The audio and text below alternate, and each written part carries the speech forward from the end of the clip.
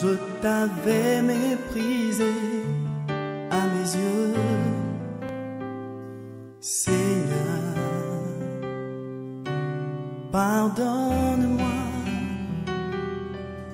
J'avais cru au mensonge des hommes que tu es incapable. Alléluia.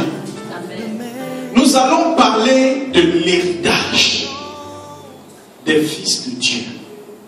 Alors je voudrais commencer par illustrer ce dont nous allons parler ce soir par une petite histoire. C'est un pasteur qui la raconte et ça se passe aux alentours du 16e, 17e, 18e siècle. Il dit qu'un jour, on l'a appelé pour aller au chevet d'une personne qui était malade. Et on lui a dit vraiment, la situation de cette dame est compliquée. Il faut que tu viennes, que tu pries pour elle, que tu libères sur sa vie et l'onction pour qu'elle puisse guérir. Donc il se prépare, il prie, il se met dans les conditions et puis il arrive. Et il parle avec la dame, il lui prêche la parole, il enseigne, il prie, il lui impose les mains. Et puis après, il se rend compte qu'en fait, ce qui fatigue la femme, c'est qu'elle a faim. Elle est tellement pauvre qu'elle n'a pas suffisamment d'argent pour manger. Donc en réalité, son véritable problème, c'était la faim. Donc il demande à ce qu'on lui prépare quelque chose, on lui donne à manger, et puis très vite, elle se porte bien. Et pendant que tout cela se passait, pendant qu'elle mangeait, il se promène dans la petite cabane de la dame. Et il remarque dans cette cabane misérable qu'il y a un tableau qui est accroché au mur. Quelqu'un qui n'a même pas l'argent pour manger, mais elle trouve l'argent pour payer le tableau. Et puis elle encadre ça bien joli, elle accroche. Il s'avance pour lire, pour voir le tableau en question. Et il se rend compte que c'est un document et qu'il y a des choses écrites dessus. Donc il commence à lire et il se rend compte que c'est un testament.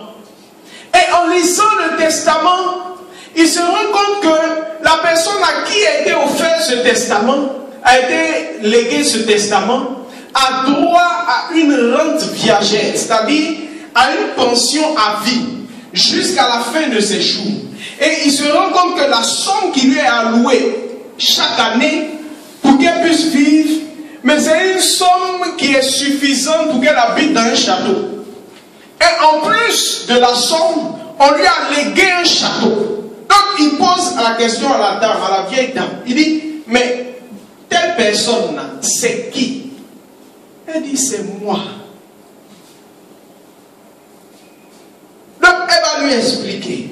Non, en fait, j'ai été toute ma vie au service d'une grande famille noble. Puis qu'elle dit, le nom de la famille dans la ville, vraiment, c'est les en haut des hauts. Et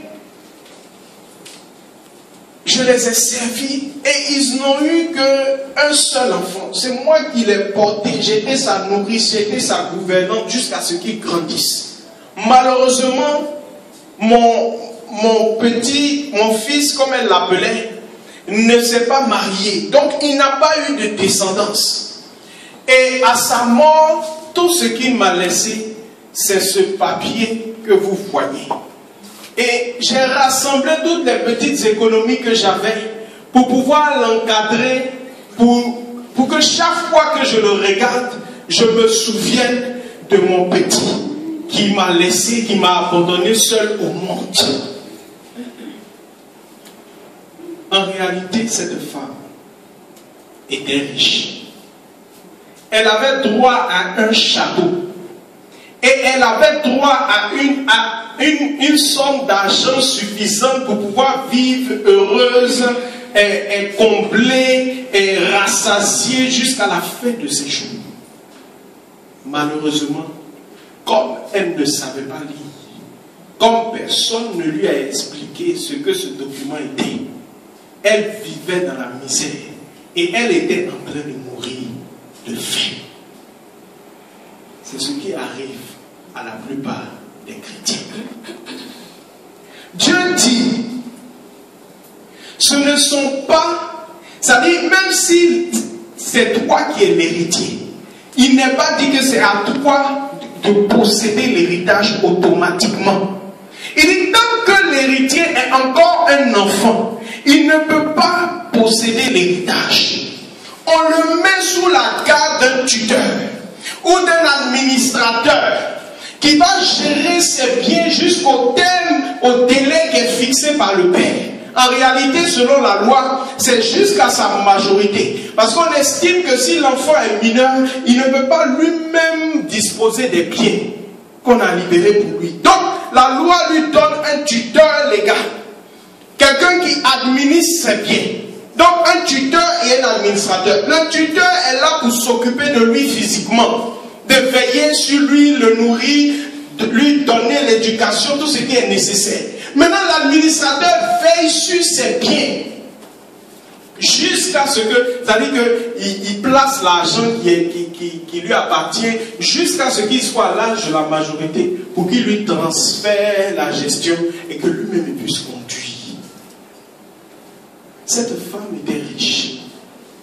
Son problème, c'est qu'elle ne savait pas qu'elle était riche.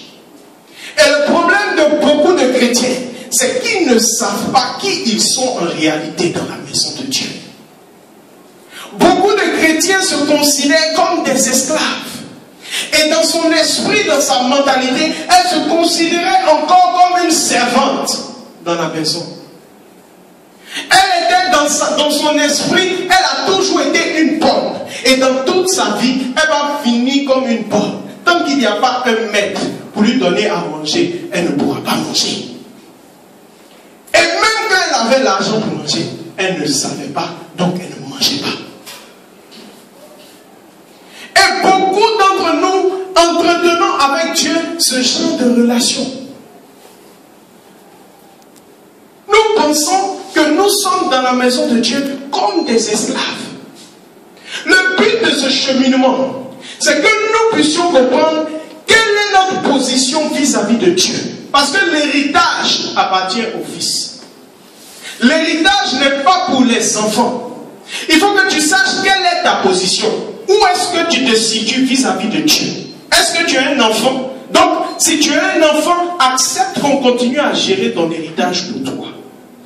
Mais si tu es un fils, le temps est arrivé que tu puisses prendre possession de ton héritage. Magnifié.